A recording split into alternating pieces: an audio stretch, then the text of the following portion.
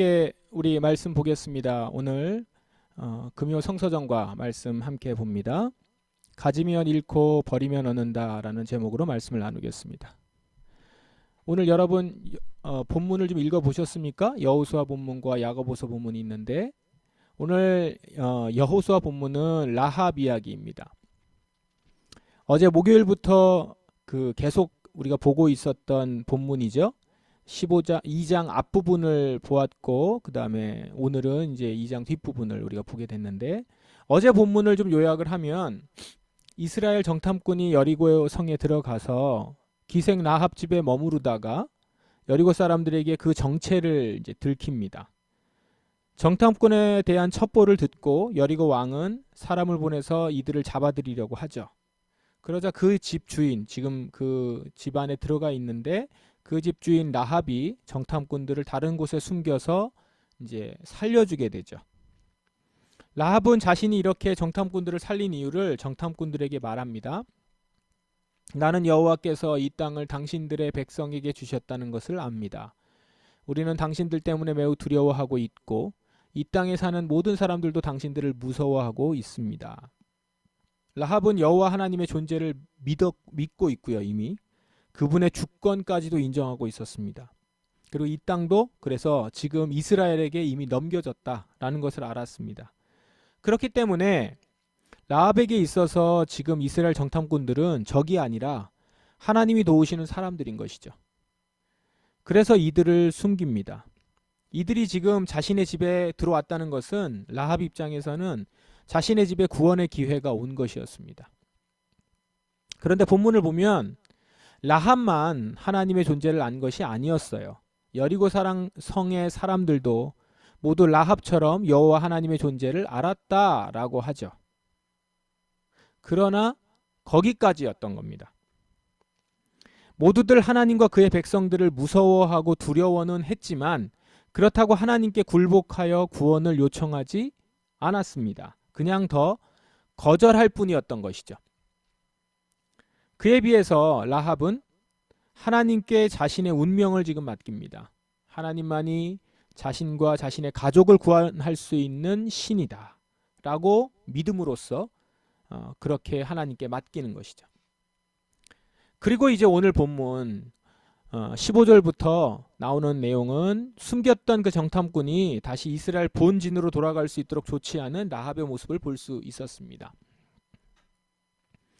이것에 대해서 정탐꾼들은 라합에게 라합과 그 가족들을 구해주겠다 약속을 하죠. 라합의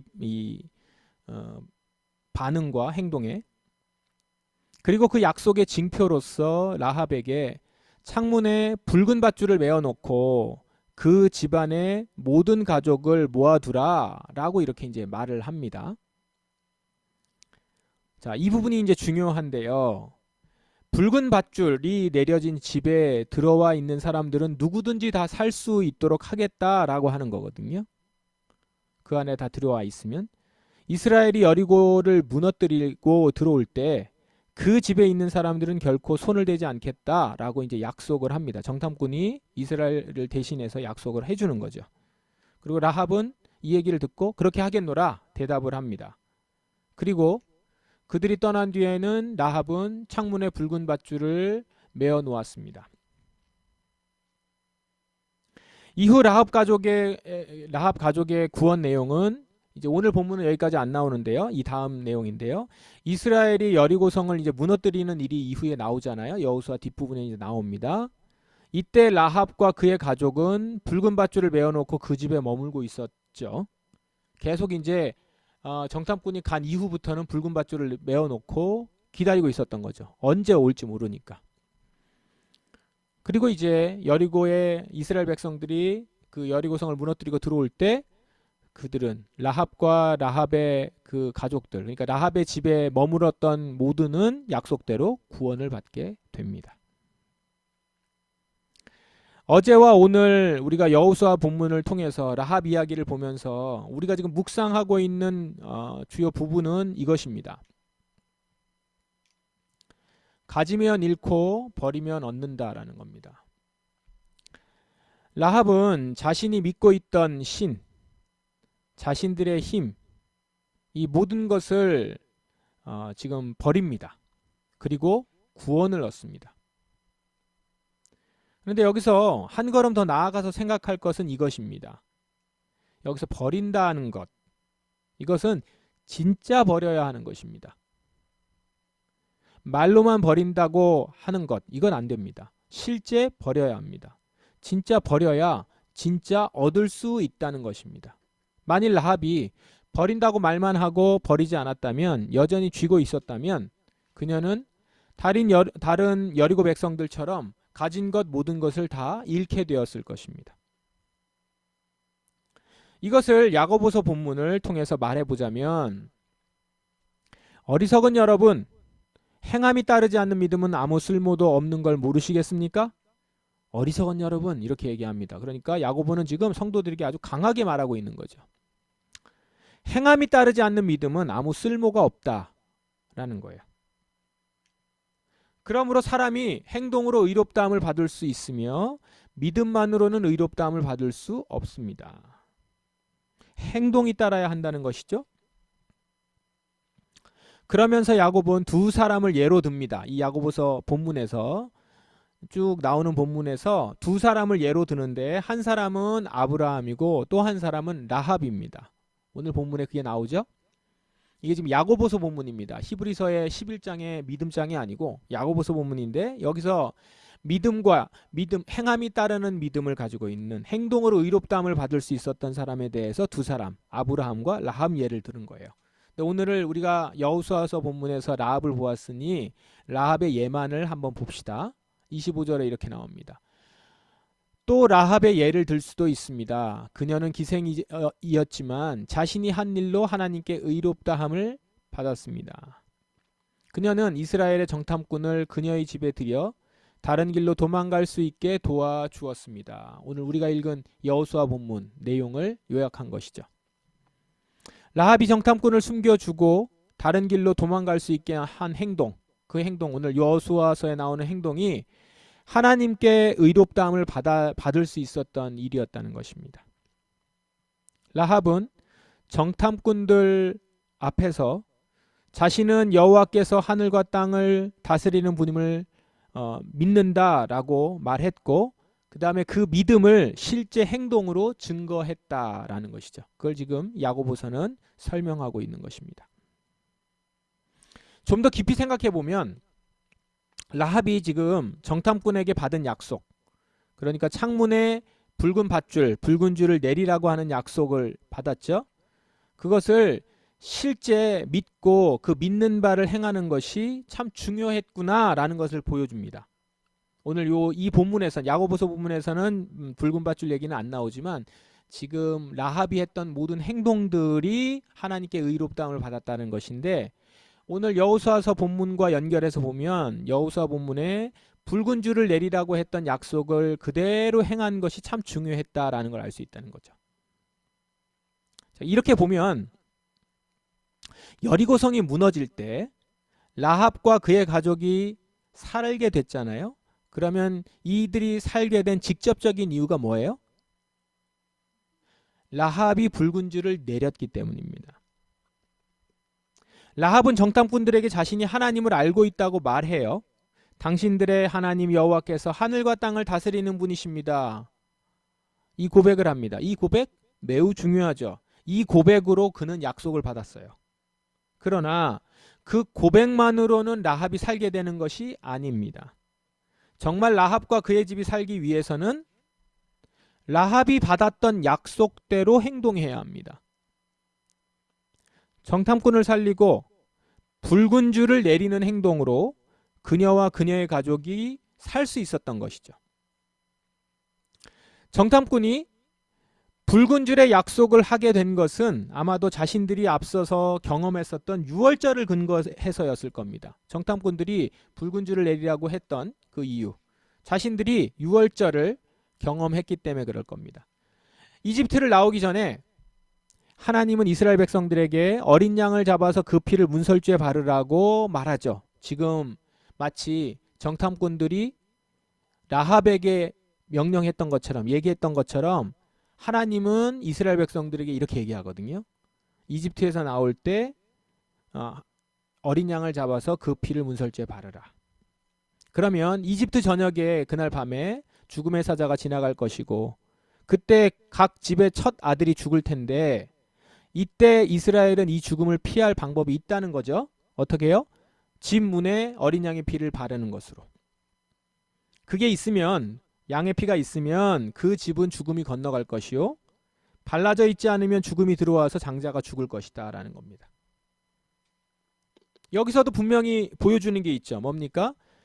피를 바르면 산다는 소식을 아는 것뿐 아니라 실제로 그 집에 어린 양의 피가 발라져 있어야 된다는 거예요. 만일 이스라엘 집이라도 피가 안 발라져 있으면 거기에는 장자가 죽어요. 죽음의 사자가 그대로 들어갑니다.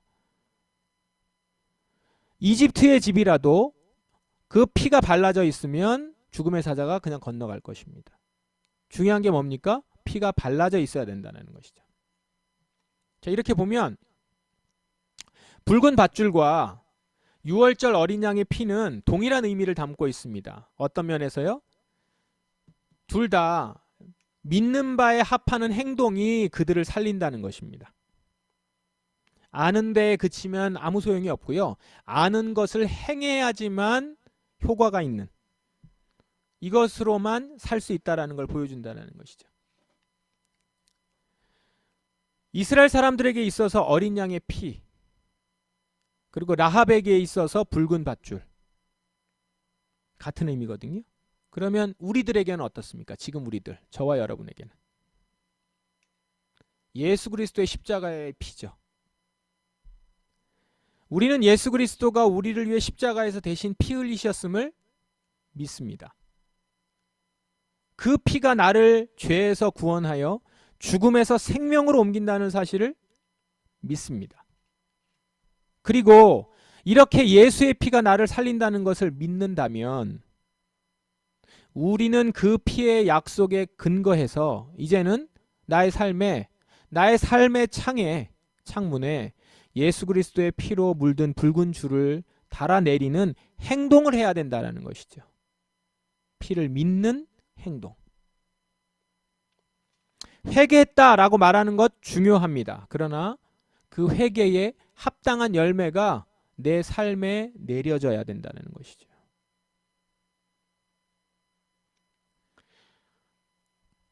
야고보서에서 하는 얘기가 바로 이겁니다. 믿은 바대로 합한 행동을 하는 것. 믿은 대로 행동하는 것. 그것이 영혼 없는 몸이 살 수 없는 것처럼 행동 없는 믿음은 그것은 죽은 것이다. 쓸모없는 것이다 라고 얘기하잖아요. 여러분은 어떻습니까? 여러분의 삶에 붉은 줄을 내려놓았나요? 예수 그리스도의 십자가의 피를 내가 믿고 있음을, 그 피가 발라져 있음이 증거되는 모습이 여러분의 삶에 나타나나요? 여호수아서의 라합의 집을 한번 상상해 보십시오. 이런 그림이 있어서 제가 가져왔는데, 수많은 여리고성 위에 집들 중에 붉은 줄이 내려진 집이에요. 유일한 집이겠죠. 이 붉은 줄은 이제 여리고성의 다른 사람들과는 구별된 집이라는 표시입니다. 다른 거를 믿고 있는, 하나님을 믿고 있다라고 하는 표시죠. 생명이 여기에 있다라고 하는 표시가 됩니다. 붉은 줄은 여리고성 사람들과 구별된 표시예요. 이것은 오늘 주제와하고 연결하면 여리고성 사람들이 추구하던 것들을 버린다는 표시입니다. 나는 여리고성에 속하여 있는 사람이 아니라 하나님께 속한 사람이다. 그러므로 여리고성이 무너질 때 나는 무너지지 않아요. 왜냐하면 여리고성이 무너진다는 건 다 버려진다는 것인데 그때 함께 버려지지 않아요. 이미 나는 버렸기 때문에. 여러분들은 이런 표시, 이런 붉은 줄의 표시, 이 세상에 살면서 이 세상 사람들과는 구별된 표시가 있습니까? 여러분의 삶에는 이 표시가 있나요? 여리고성의 저 라합의 집처럼 이 세상에 서 있는 여러분이 이런 붉은 줄의 표시가 있습니까? 이 세상 사람들은 다 추구하는 것들이지만 여러분들은 버리는 것. 그렇게 구별된 표시로 가지고 있는 것이 무엇이 있습니까?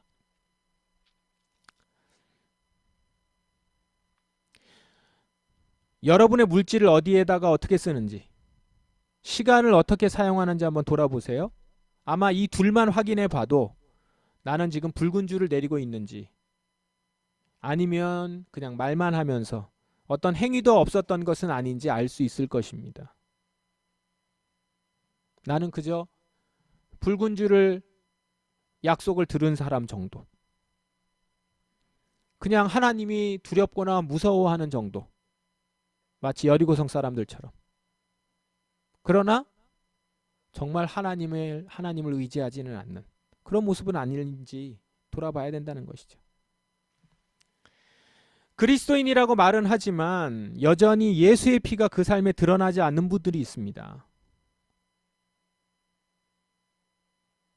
안타까운 심정으로 그분들께 말씀을 드리면 진심으로 자신의 죄인됨을 인정하시고 예수의 피만이 나를 살리신다는 그 말씀에 의지하여 우리는 붉은 줄을 내려야 합니다.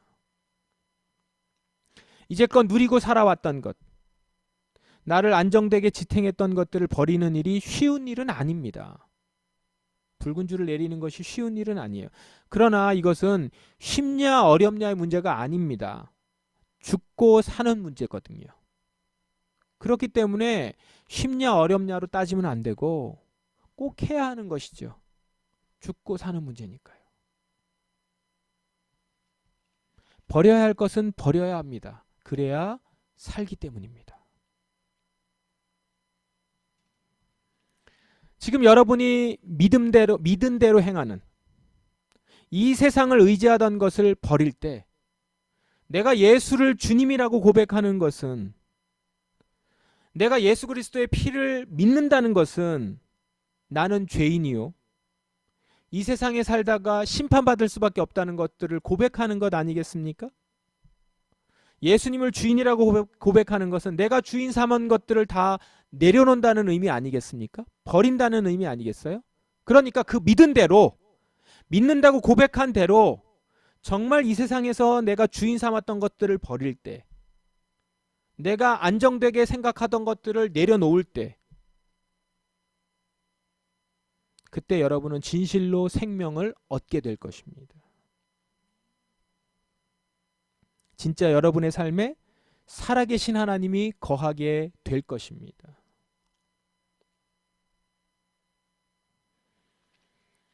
오늘 우리 붉은 줄을 우리의 삶의 창에 달아내리며 그 약속이 이루어질 것들을 소망하며 살아가는 저와 여러분, 우리 주님의 백성들, 라합과 같은, 이스라엘 백성들과 같은 사람들이 되시기를 바랍니다.